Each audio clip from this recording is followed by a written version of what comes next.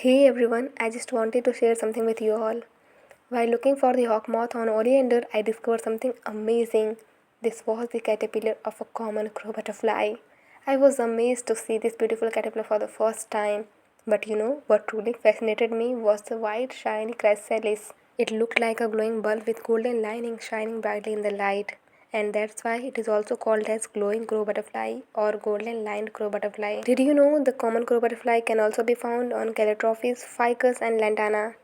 I brought the caterpillar home to watch it transform into a butterfly, and I can't wait to share this exciting journey with you all.